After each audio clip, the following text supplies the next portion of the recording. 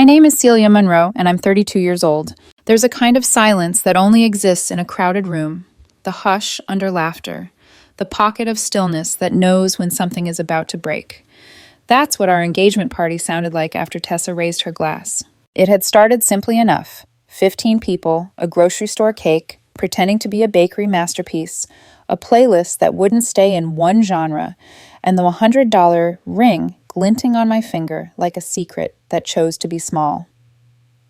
Noah and I used to call it our promise ring, our we'll trade up when we hit 5 years joke. We found it at a booth run by a woman with ink-stained thumbs who swore the cubic zirconia was ethically brilliant. I'd said I didn't need a diamond to feel chosen. He had kissed my forehead and said that was why he chose me. The ring felt light. That's how trust should feel, I told myself. Light, obvious, safe. But that night, the air had weight, the kind you feel most in the way people avoid looking at you too long. Brianna kept her smile too glossy. Tessa refilled her own glass with a determination that belonged in a courtroom. And Noah Mercer, my fiancé, 29 years old, with the softest hands I'd memorized in the dark, seemed fused at the hip to Elena Park. Elena, old college ex. Just friends now, he'd said whenever I dared to tilt my head at how often just friends appeared in our weekly calendar. She's like my sister, he'd said once, and I'd swallowed the hint of bile that rose at that word. Sister, a word people use when they want you to stop having an opinion.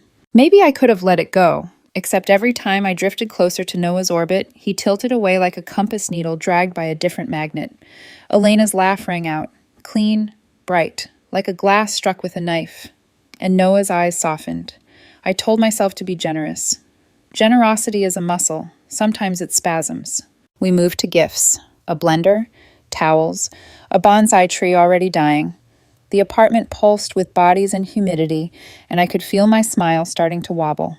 Then Tessa banged her glass with a fork, misjudged the force, and sprayed Prosecco across the coffee table.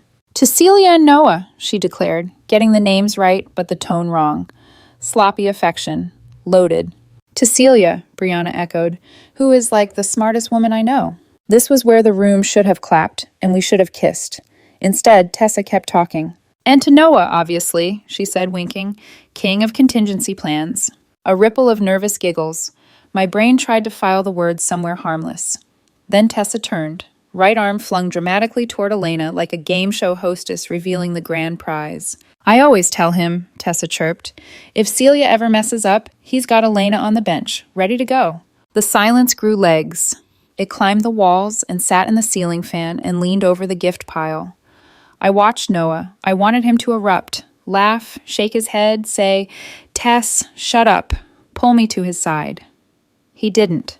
He looked at Elena, and he smiled. A small smile, familiar. The same one he used the night he said yes to the silly ring. It started somewhere private and climbed to his mouth like a secret it loved keeping. Every red flag from the last 6 months it marched in perfect formation. The late-night deadlines that lived within walking distance of Elena's apartment, the never-ending text threads flipped face down when I entered the room, the way wedding talk had fogged in his throat and evaporated. I felt heartbreak trying to sprint through me, but something steadier caught it by the shoulder. I laughed. It was a clean sound, startling even to me. That, I said into Tessa's slanted grin, is brilliant. I stood. My knees did not shake. I crossed the room to the coat rack, slipped my hand into my jacket, and pulled out the little velvet box. I'd taken the ring off earlier to wipe frosting from the band and then kept it pocketed.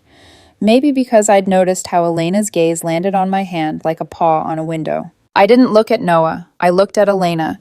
She held my gaze, chin lifted, mouth parted, just enough to let me see that she believed she was winning something I didn't know I was competing for. I took her hand. It was warm. I opened her fingers one by one, like I was convincing a child to let a butterfly go. I pressed the velvet box into her palm. Tag in, I said, voice steady. He's all yours. The sound that followed had color. It was gray. It was the exact shade of the carpet we never vacuumed enough. You could have heard a pin drop, and then you would have heard Tessa inhale like she'd swallowed a fishbone. Party's over, I announced, turning to the room. Thanks for coming. Please get out. Celia. That was Noah, finally. His voice had a tremor that expected mercy. It was a joke. Was it? I asked, and I did not blink. Was it a joke last Tuesday on Maple when you weren't at the office? Was it a joke last month when you fell asleep and Elena's building Wi-Fi showed up in your airdrop? Elena's eyes widened, just a hair. She hadn't known I knew, or maybe she hadn't known I could say it out loud. Either way, I did not care which flavor of shock she was eating. "Everybody out," I repeated, walking to the door and holding it open. I didn't shout. Quiet instructions travel farther. Brianna began whispering apologies to the floor. Tessa sloshed Prosecco down her wrist and called me hysterical. Elena closed the velvet box as if it were the last hinge on a coffin and stepped toward Noah like a good understudy. Noah tried for indignation, failed, and settled on pleading that didn't quite reach his eyes. "This is my home," he said, quieter now, shaky bravado. "You can't—" "It's my apartment," I said. "My name is the only one on the lease." I felt the accuracy click into place. "You're no longer welcome here. None of you are." They filed out badly, shoes half on, eyes refusing to touch mine. Elena went last, leaving the box on the side table with an ostentatious flourish, as if she wanted me to know she wouldn't need a ring to hold him. I locked the deadbolt. I slid the chain. Then I sat on the arm of the sofa and listened.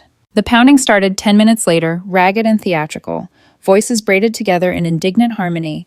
"Open the door, and you humiliated him, and we're not leaving until you talk." And Elena's, "You owe us an explanation," snaking through, rich with entitlement. I put on my headphones. Not music, just the kind that dull the edges of the world. After 20 minutes, I took them off, called the non-emergency police line, put the dispatcher on speaker, and let the sentence, "Are you in immediate danger, ma'am?" leak under the door. The pounding stopped. Whispers, footsteps, tires. When the lights of the patrol car glanced across my blinds, the hallway was empty. I looked at the velvet box on the side table. It was absurd how pretty it was. I picked it up, opened it, and stared at the $100 ring. I wanted to cry. My body, wise in spite of me, said, "Not yet." I closed the box. I walked to the kitchen, set it by the fruit bowl, and wiped frosting from the counter until the surface squeaked. Then I pulled out a notebook, the cheap spiral one I use for grocery lists and half-formed poems, and I wrote, "Locks, boxes, paper trail." There is a version of me that would have begged for an apology and a timeline for change. She was a kind girl. She believed in discussions and second chances and swallowing discomfort to avoid scenes. I set the notebook beside the sink, inhaled the late-night quiet, and made a decision that would end this like a scalpel instead of a slow fever. Light, I thought. Trust should feel light. The ring had felt light. So had the lie. One of those weights was leaving my home by morning. "Okay," I told the empty room. "We're done." And the apartment, mine again, finally let itself exhale. Morning found me with a list and a mission. Grief was there, hovering like steam, but the air conditioning was set to 68, and I intended to keep it too cold for tears. First, locks. At 8:02 a.m., a locksmith named Arturo stood at my door with a toolkit and a coffee that smelled like burnt sugar. I signed the slip with a hand that didn't tremble. New high-security deadbolt, new knob set. He tested them twice, the way a careful person checks the stove before a long drive. "Bad break?" he asked gently as the bolt thunked home. "Good boundary," I said, and tipped him 20 on top of the fee. Second, noise control. I opened my messages and watched the screen vibrate like a trapped wasp. 53 texts overnight. A parade of tone shifts. Joking, pleading, shaming, bargaining. Noah's name stacked like a tower about to topple. Tessa, drunk righteous. Brianna, apologizing to the air. An unknown number that felt like Elena even before I opened it. "You misunderstood everything. We're not villains. Stop making this ugly." I didn't reply. Not one letter. I blocked Noah, Elena, Tessa, and Brianna. Then I blocked the unknown number. The phone went suddenly, mercifully still. The quiet snapped back into place like a rubber band. Third, boxes. I pulled the big flat of cardboard from under the bed, the ones I said we'd use when we moved to a bigger place, where we'd have room for a dog and an office with a door. I built 14 of them in a neat row by the entryway. The tape gun sang. It echoed in the hall like a metronome for a different life. Packing someone you love is an autopsy. I tried to be clinical. Jeans stacked by wash, shirts by sleeve length, ties he never tied because he preferred the performance of asking me to knot them. the cologne that always smelled like the beginning of a vacation. I found notes I'd written him, little yellow, sticky affirmations tucked in desk drawers. Proud of you today. Buy lemons. Stop doom scrolling. I put the notes in the box face down. In the closet, tucked behind our winter coats, I found a framed photo of Noah and Elena in a college courtyard, sunburned and smug, arms looped around each other like victory ribbons. I didn't shatter it. I wrapped it in 2 layers of t-shirt and laid it on top of his hoodie that still smelled like his soap. There was a pull in my sternum. I crouched, sat on my heels, and let my hands hang loose between my knees. For 10 minutes, the apartment tilted. 4 years lay out on the floor like someone had knocked a puzzle off a table. I could have cried. It would have been fair. Instead, I breathed slowly and watched my breath make a faint cloud on the cool closet air. Then, the chair. The $700 ergonomic miracle he needed for his lower back. 6 months ago, we hovered over the online checkout page while he promised, eyes earnest, "I'll pay you back next paycheck, I swear." He hadn't paid $1. The credit card, my credit card, remembered every cent. I rolled the chair out of the office and parked it by the window, daylight outlining its curves like a sculpture of consequences. It wasn't a trophy. It was a ledger entry in metal and mesh. At 3:41 p.m., the pounding started. I'd been expecting it since the locksmith left. I checked the peephole. Noah alone. No Elena. No entourage. He wore the expression of a man convinced that the right combination of charm and volume could reopen any door. "Celia, open up." His voice tried to be soft and landed on entitled. "My key doesn't work." "It's not supposed to," I said through the door. "You can't do that. This is my home." "No, this has been our apartment," I said. "Leased by me." I slid the chain on and opened the door a bare sliver. His face was too close. I couldn't smell his cologne over the adrenaline.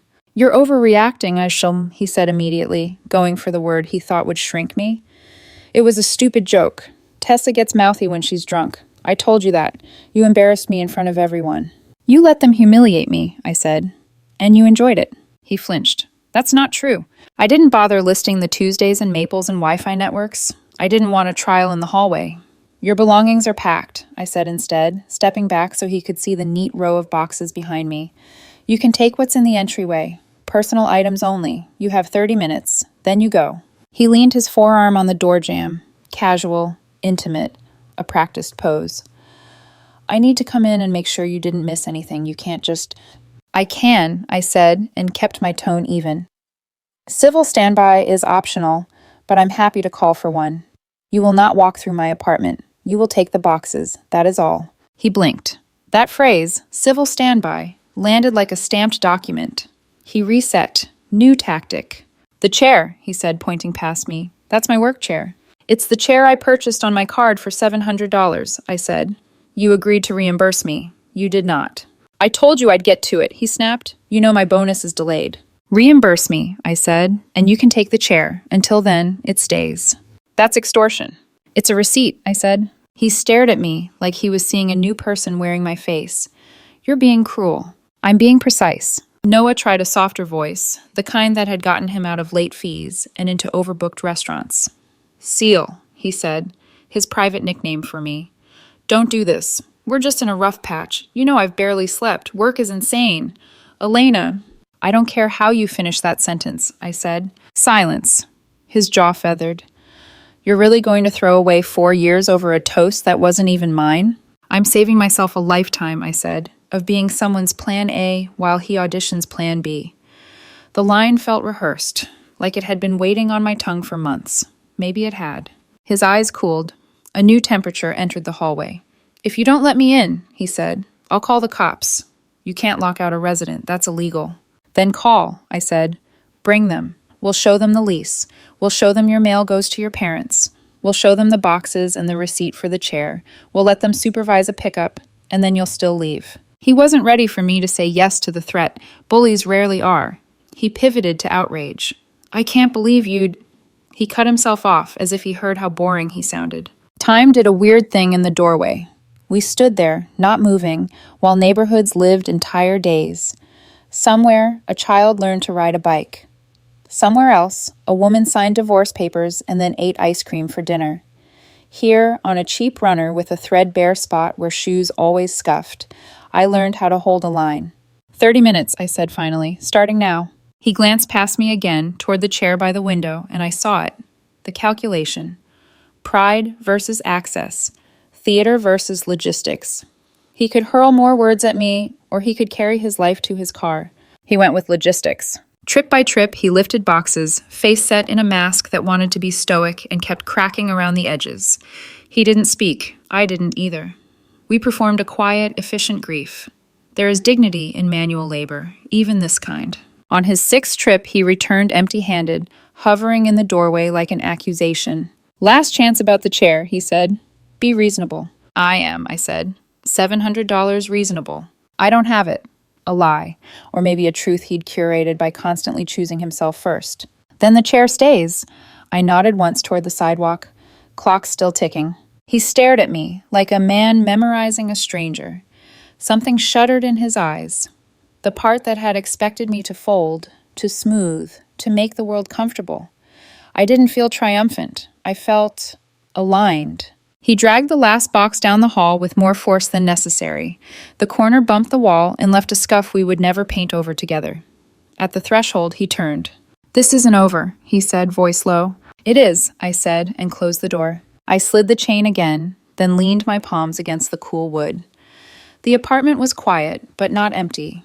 It was full of the sound a boundary makes when it clicks into place, a small, precise music, like a lock engaging. Later, I made tea I didn't drink, and stood by the window, looking at the chair. The late sun threw a slice of light across its seat, like an invitation.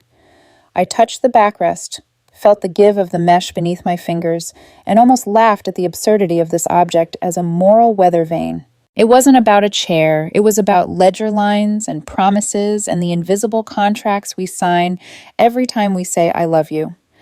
I had signed too many IOUs with my silence. Collection had come due. My phone, face down on the counter, buzzed once, an unknown number.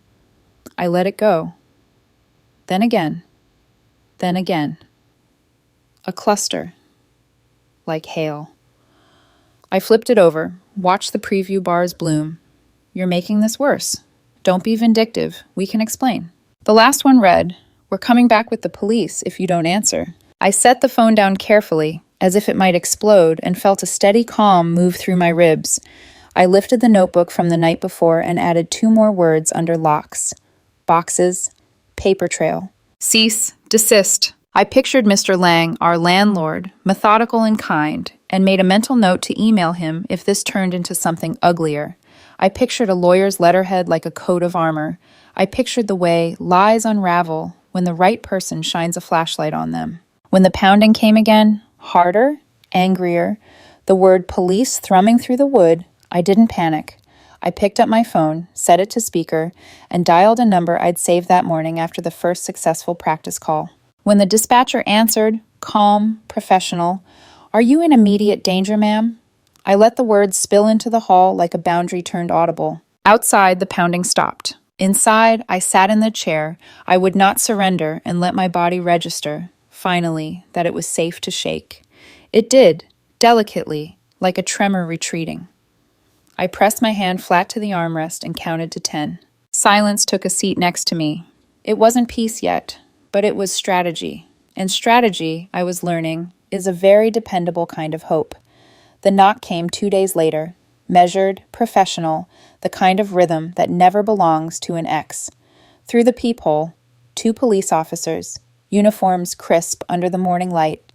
Beyond them, on the curb, Noah and Elena stood side by side like a bad portrait, him taut, her performative with crossed arms and oversized sunglasses. I exhaled once, slow, then opened the door, chain still on. "Ma'am," said the older officer, "we got a call about a domestic dispute." I nodded. "You did, and it's already over." Elena's voice cut in before he could answer. "She locked him out. That's illegal. She stole his things." The officer lifted a hand, weary. "Miss, let me talk." He looked back at me. "Do you have a lease showing residence?" "Yes," I said, pulling the printed copy from the folder on the console table. I'd highlighted my name in yellow the night before. "He's not on it. His mail goes to his parents' house. He's been a guest here." The younger officer scanned it while the older one glanced at Noah. "You been living here full time?" Yeah, Noah said, hesitating. "For 2 years." "Mail address?" "My, parents, but that's temporary." The officer's sigh was nearly a whisper. "Sir, without your name on the lease or utility bills, this isn't your residence. It's a civil matter, not a domestic one." Elena sputtered. "But she's keeping his property." "Property," I said calmly. 14 boxes, right here by the door, all his. I packed them carefully. He can take them now. The only item in dispute is a chair I purchased. I handed over the credit card statement with the highlighted transaction. He's welcome to it upon reimbursement. The officers exchanged a look. Then the older one spoke to his radio. "Dispatch, stand down. Civil standby only." He turned back to me. "Ma'am, if you're agreeable, we'll supervise while he retrieves the undisputed property." "Of course." For 20 minutes, the scene unfolded like a slow, tragic play. The officers stood at my doorway, impassive guardians of procedure. Noah ferried boxes to his car, jaw tight, silence thick. Elena followed once, just to watch, her perfume trailing in sickly sweet waves. I caught her reflection in the hallway mirror. She smiled when she thought I wasn't looking. "Last trip," the younger officer murmured. Noah returned, empty-handed. "You sure about that chair?" he asked. "Positive," I said. "You're a real piece of work," he muttered. The older officer's laugh barked out like static. "Sir," he said warningly. Noah flushed, turned, and stalked away. Elena trailed after him. "You'll regret this," she threw over her shoulder. The officer gave a tired smile. "Ma'am, you handled that right. Keep documentation." And when they left, the hallway felt vacuum-sealed. No noise, no witnesses, just the faint scent of ozone after a storm. For the first time in a week, I thought maybe it was over. It wasn't. The next morning, my phone lit up with a call from Mr. Lang, my landlord. His tone was unusually cautious. "Celia, morning. I just wanted to check. Everything okay over there?" "Yes," I said slowly. "Why?" "I've had a few complaints come through corporate. 3, actually. Anonymous." He cleared his throat. "First said there's constant screaming. Second said there's a chemical smell coming from your vents. Third," he hesitated. "Third accused you of hosting strange men and possible drug activity." The words hit like ice water. "What?"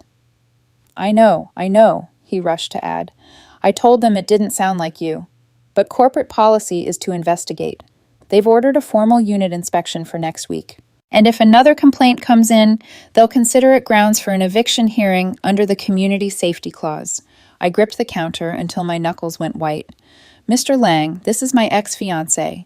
He's retaliating because I ended it. He's behind all of it." "I figured," Lang said softly. "But until I have something official, my hands are tied. Just make sure everything looks spotless for inspection. And whatever this is, end it quick. I'd hate to lose a tenant like you." When the call ended, I stood frozen, staring at the blank tile backsplash. I wasn't just angry anymore. I was afraid. It had stopped being personal. It had become strategic. That afternoon, I walked into a lawyer's office downtown, a 1-hour consultation that cost me $350 and a slice of my piece. The attorney, sharp, silver-haired, not easily startled, listened without interrupting. I told her everything: the engagement party, the backup joke, the police visit, the anonymous complaints. When I finished, she folded her hands. "Classic retaliatory harassment. You're doing everything right. Documentation, police involvement. What you need now is a cease and desist." I blinked. "A letter?" "A legally drafted one," she said. "We'll send certified copies to all relevant parties. Your ex, the ex-girlfriend, the loudmouthed friend.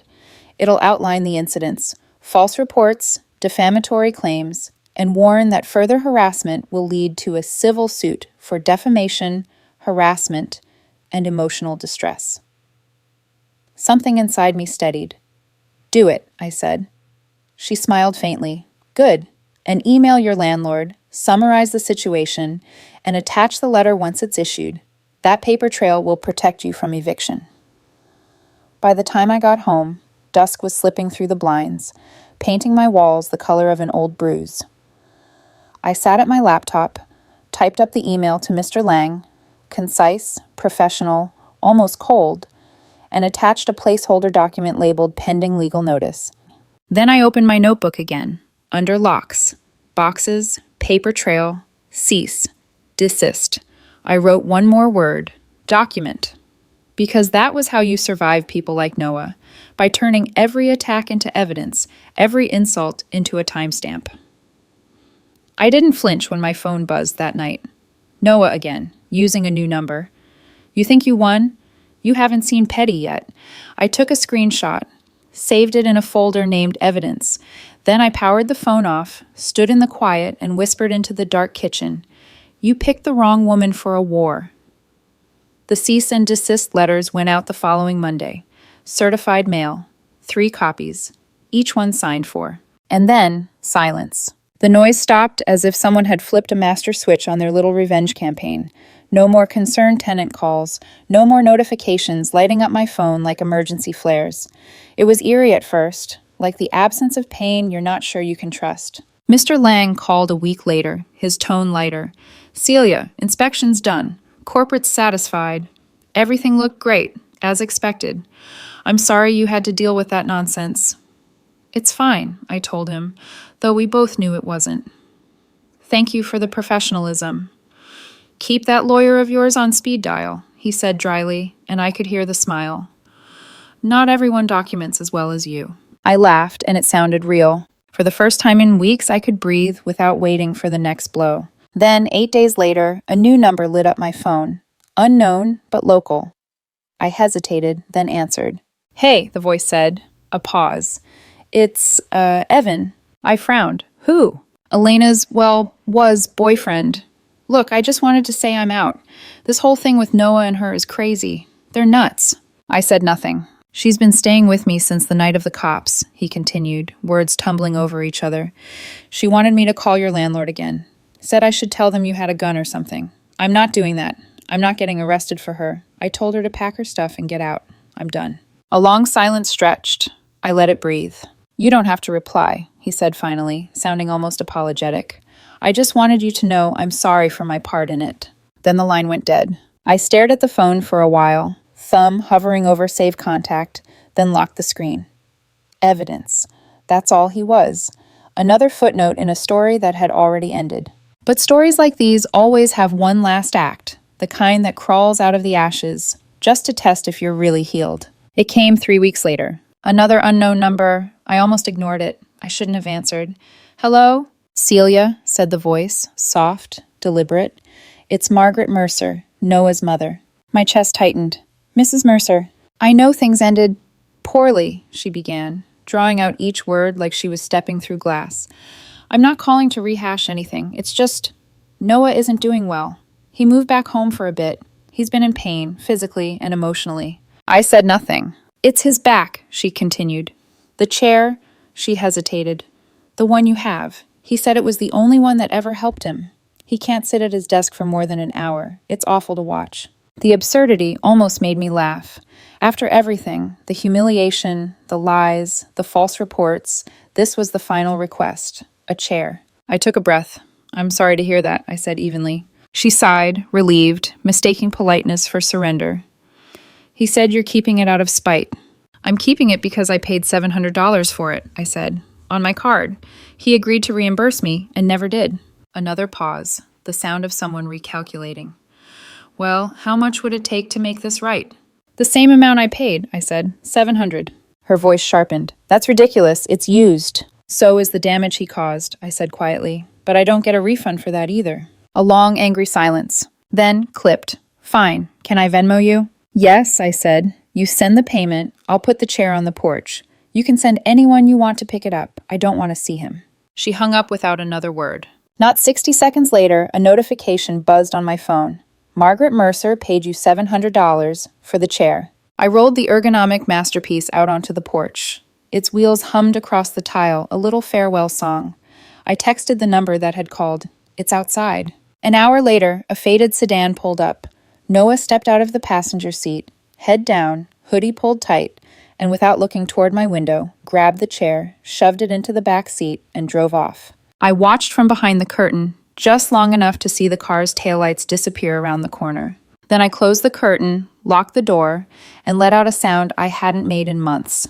It wasn't a laugh, it wasn't a sob, it was something like release. In the stillness that followed, I did the math. Lawyer, $350. Locksmith, $280. Total, $630. Chair reimbursement, $700. Net profit, $70. Net peace, priceless. The apartment felt different that night. Cleaner, lighter. There was no ghost in the hall, no tension vibrating through the walls. Just the hum of the fridge, the faint city noise outside, and me, unrushed, unchased, unchosen by chaos. I picked up the small velvet box from the fruit bowl. The $100 ring was still inside, dull and harmless. I took it to the mall the next day, dropped it into a charity bin labeled "Donate Your Old Jewelry, Help Women Start Over," and watched it vanish down the chute with a soft clink. I liked the symbolism. On my walk home, the world looked sharper. Streets washed clean after rain, neon signs humming like they had something new to say. I thought about boundaries, how they don't always roar. Sometimes they whisper. Sometimes they sound like a lock clicking. When I reached my apartment, I paused at the door, keys in hand, and smiled. This wasn't a war story anymore. It was a recovery one. And I had won, not with vengeance, not with victory speeches, but with documentation, patience, and a perfectly legal paper trail. I turned the key, stepped inside, and let the silence greet me like an old friend.